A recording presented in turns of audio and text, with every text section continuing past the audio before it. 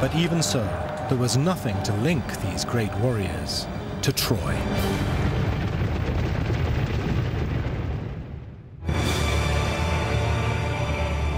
The myth says the Greeks sailed to Troy to win Helen back. That it was a war of love and vengeance. It makes a wonderful story, but it has never seemed very likely. Another possible motivation for a war began to emerge from the stones of Mycenae.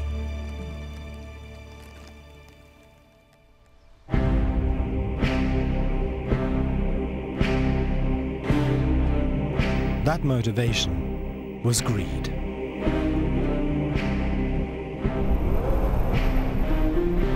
Archaeologists have discovered that the rulers of Mycenae had undertaken an epic task: to build mighty new walls, to transform their citadel. There's a massive rebuilding program. A whole new section of the citadel is added, almost doubling the size of the fortified area. To complete the work, Louise Schofield believes they would have needed great wealth.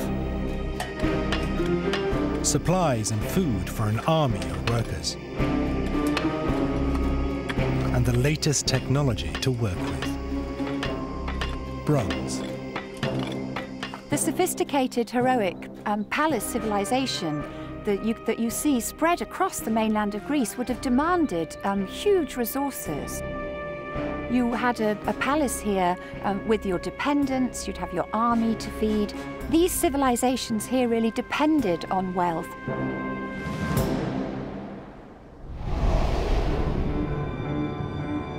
But the problem the Mycenaeans faced was that they didn't have the natural resources that mattered. They had no tin to make bronze weapons and tools, nor did they have gold. Their civilization was greedy for this wealth, and they had to get it somehow. If these independent Mycenaean kingdoms were to band together to undertake an expedition like that to Troy, they're not going to be doing it for honour or for the love of a beautiful woman.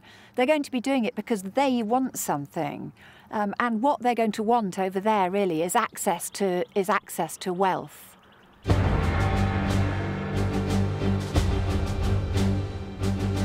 So the archaeological record at Mycenae does find evidence of a rich warrior culture. And it suggests a likely motive for these warriors to join battle: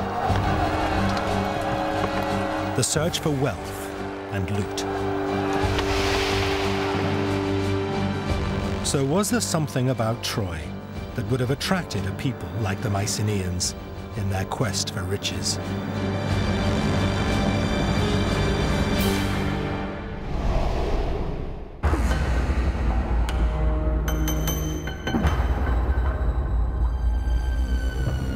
A discovery on the seabed further down the coast from Troy hints at an answer. In 50 meters of water, a shipwreck. Archaeologist Jamal Pulak was called to investigate. Going down there and seeing rows and rows of these copper ingots was just absolutely unbelievable. We're extremely excited, and the more we looked around, the more was available, and it was quite apparent that we were dealing with a very, very large major wreck of the Bronze Age. There were enough metal ingots to make 11 tons of bronze. The cargo that the ship was carrying is by far the largest assemblage of Bronze Age goods found anywhere.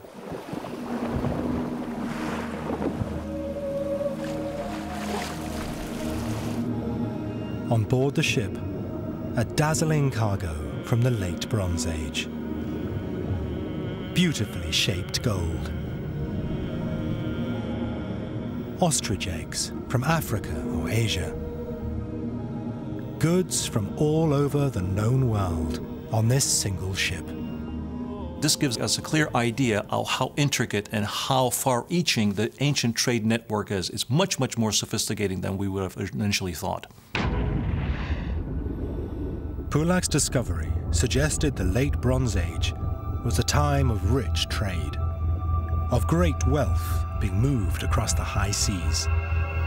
Laden with bronze and treasure, ships like this could easily have called in at Troy. These ships were obviously sturdy enough and capable enough to be able to sail northward into the Aegean and onto Troy. Discoveries like these beg the question: was there something special about Troy's position in these trade routes that might have attracted the attention of the Mycenaeans?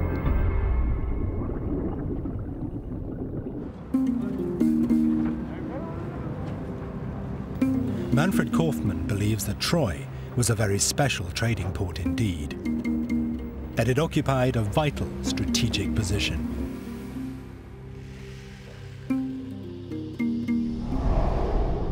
It sits at the edge of the Dardanelles, a narrow channel that separates Europe and Asia. Today, it's a vital trade route. And Kaufmann believes it was important 3,000 years ago.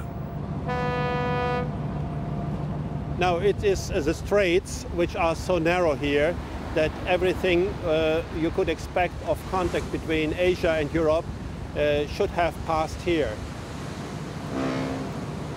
So Troy could have benefited from this special geographic situation. And I think that's why it is so big in comparison to other sites. In this area, there's no site as important as Troy.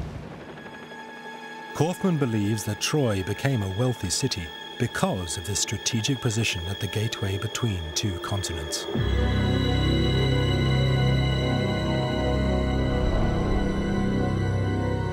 So it seems Troy was a very desirable city. Desirable to the Mycenaeans because of its wealth. But its position also made it desirable to someone else. Because Troy stood at the edge of another great civilization of the day.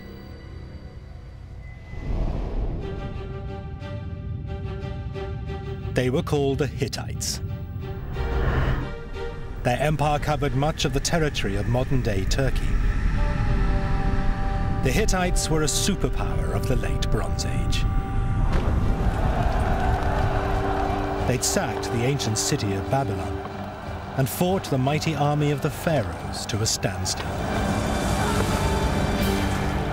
But the Hittites have also left behind clues about what really might have happened at Troy.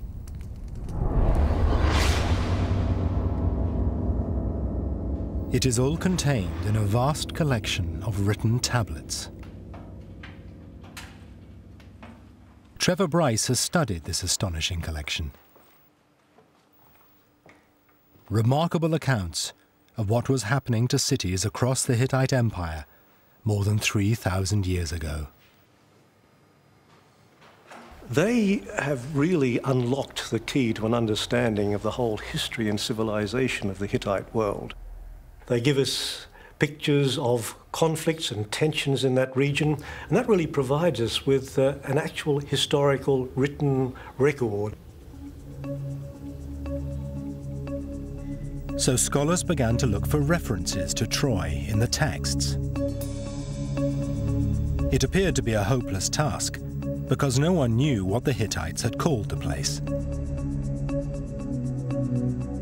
Then they started to discover references to battles over an important city.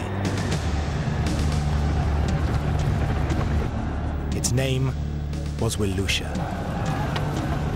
a name very similar to another ancient Greek name for Troy, Wilios. Many scholars believed that a country called Wilusha in Hittite texts was in fact the name of Troy. The